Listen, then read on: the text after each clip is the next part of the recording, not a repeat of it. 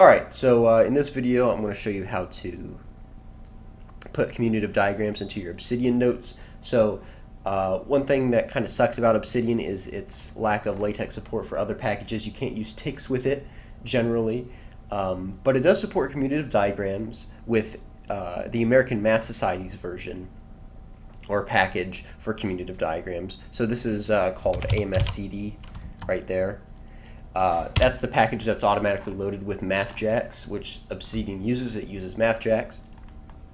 Now, if you don't like their version, if you don't like AMSCD, you can use Tikz-CD, and that's without having to have PNGs which don't scale. So what I mean by that is you can get Tikz commutative diagrams that don't get blurry when you zoom in. So if I zoom in on this document, right, it scales. It's a vector graphic. So I'm going to show you how to get that today. It's pretty straightforward, kind of a roundabout way of doing things, but it does indeed work. What you'll want to do is you'll want to go to the website.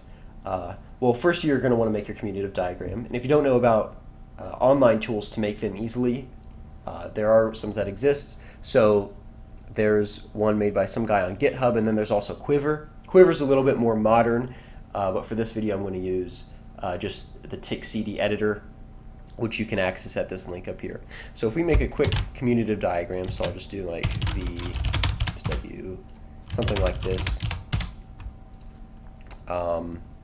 Maybe I could put, just to display what kind of symbols you can have, and then I'll draw my arrows between them.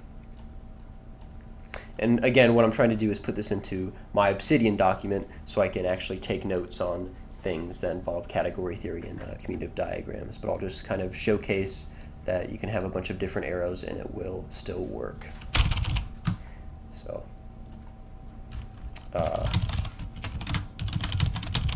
something like that. Okay, so there's our commutative diagram.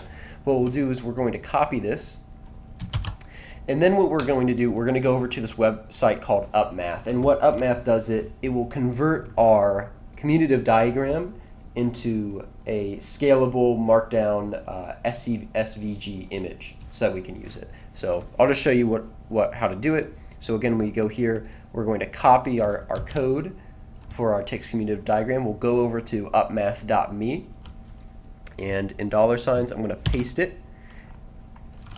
And as you can see, our diagram shows up right down here at the bottom of the screen. Now after that, since Obsidian is written in Markdown, we're going to go over here to MD. And right here, you're going to see this image source. You'll want to copy all of this. Okay, and then you'll go to your Obsidian document, come down here, and you can just directly paste it. Make sure you remove the things around it, and then it will generate it. If you want to center it, and this is kind of unrelated to the video, you'll just type center, and then we'll end centering here. And there you go. So you have your your commutative diagram. Now, if you want to perhaps make this link shorter, what you can do is you could put it into bit.ly, but the most you can do is chop off this alt down here. Now, what Upmath does is that it is actually generated, it generates every commutative diagram that you can make. So technically, I could make an edit in here if I understand the language correctly. May not always work, but I could hypothetically make some sort of edit in here, and it will change in real time on this diagram.